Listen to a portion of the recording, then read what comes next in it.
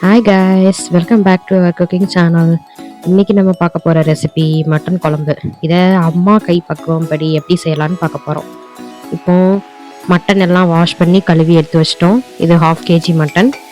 இப்போ இதை குழம்பு எப்படி செய்யலான்னு பார்க்கலாம் வாங்க. அடுத்து ஒரு குக்கரில் நம்ம எடுத்து வச்சுருக்க மட்டனை உள்ளே தட்டிக்கலாம்.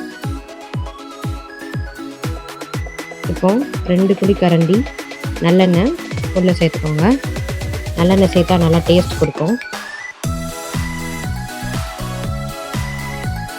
2 பல் பூடு அதை உள்ள கட் பண்ணி உள்ள சேர்த்துக்குவோம்.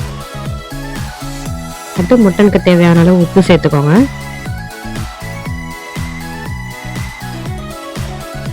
அடுத்து வேகட்டும். இது வெந்தனையும் லைட்டாக வெந்து வந்தனையும் இந்த மாதிரி தண்ணி விட ஆரம்பிக்கும். தண்ணி விட ஆரம்பிச்சோனையும் நம்ம சின்ன வெங்காயம் ஒரு 20 சின்ன வெங்காயம், குட்டி வெங்காயம் அதை கட் பண்ணி உள்ள சேர்த்துக்கோங்க. இப்போ இது எல்லாத்தையும் நல்லா மிக்ஸ் பண்ணி விட்டுக்கலாம். இப்போ இது நல்லா வேகட்டும்.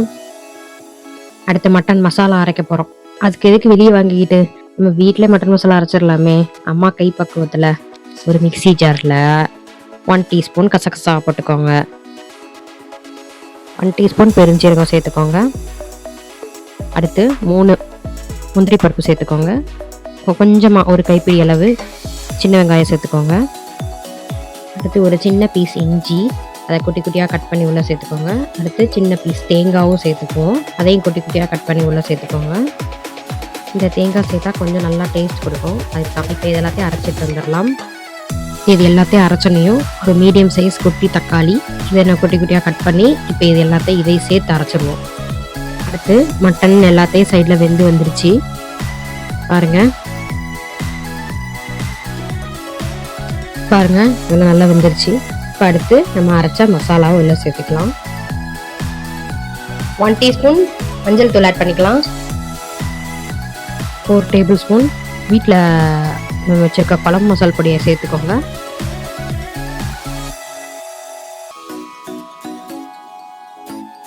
½ டேபிள் ஸ்பூன் மிளகு பொடி சேர்த்துக்கோங்க.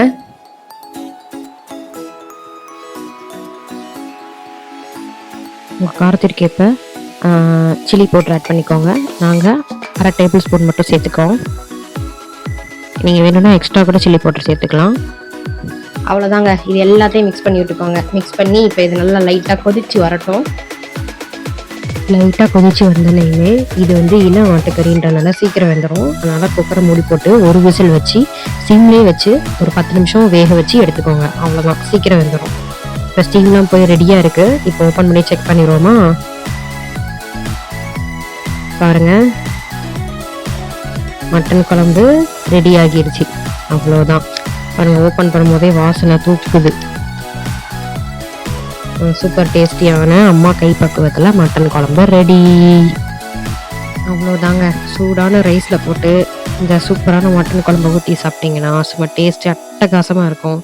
கண்டிப்பாக எல்லோரும் வீட்டில் ட்ரை பண்ணி பார்த்துட்டு சொல்லுங்கள். உங்களுக்கு இந்த வீடியோ பிடிச்சிருந்தா சப்ஸ்கிரைப் பண்ணிக்கோங்க.